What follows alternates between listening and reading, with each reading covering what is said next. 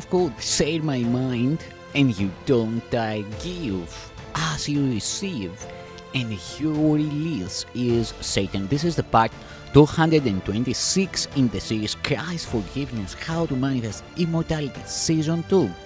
And the name of this teaching is Setting the Goal. Setting the Goal. The practical application of the Holy Spirit's purpose is extremely simple, but it is unequivocal. In fact, in order to be simple, it must be unequivocal. The simple is merely what is easily understood, and for this it is apparent that it must be clear. The setting of the Holy Spirit's goal is general. Now he will work with you to make it specific.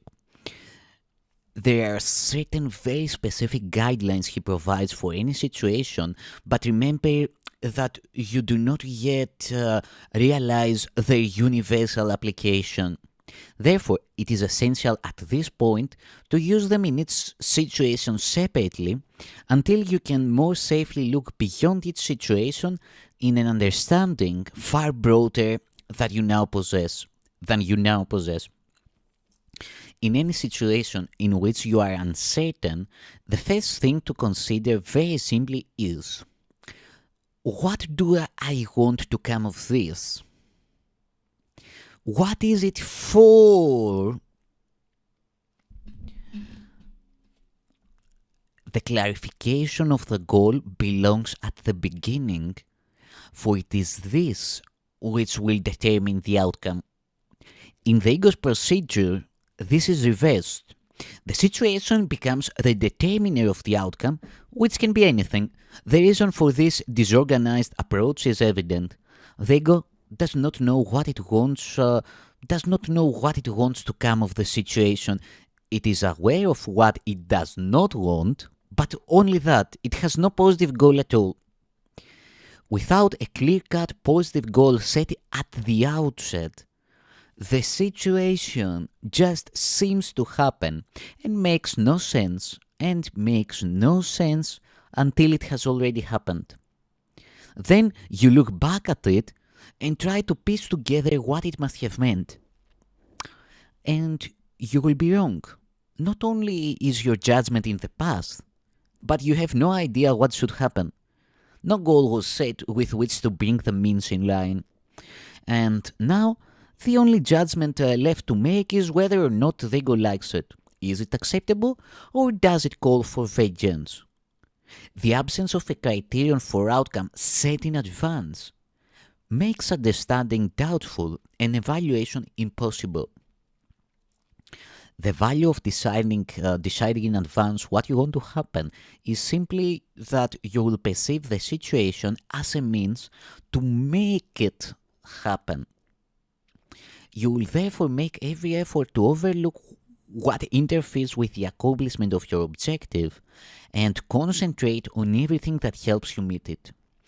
It is quite noticeable that this approach has brought you closer to the Holy Spirit's sorting out of truth and falsity. The true becomes what can be used to meet the goal. The false becomes the useless from this point of view. The situation now has meaning, but only because the goal has made it meaningful. The goal of truth has further practical advantages. If the situation is used for truth and sanity, its outcome must be peace. And this is quite apart from what the outcome is. If peace is the condition of truth and sanity, and cannot be without them, where peace is, they must be. Truth comes of itself. If you experience peace, it is because the truth has come to you, and you will see the outcome truly, for deception cannot prevail against you. You will recognize the outcome because you are at peace. Here again you see the opposite of the ego's way of looking, for the ego believes the situation brings the experience. The Holy Spirit knows that the situation is as the goal determines it and is experienced according to the goal. The goal of truth requires faith. Faith is implicit in the acceptance of the Holy Spirit's purpose, and this faith is all-inclusive. Where the goal of truth is set, their faith must be. The Holy Spirit sees the situation as a whole. The goal establishes the fact that everyone involved in it will play his part in its accomplishment. This is inevitable. No one will fail in anything.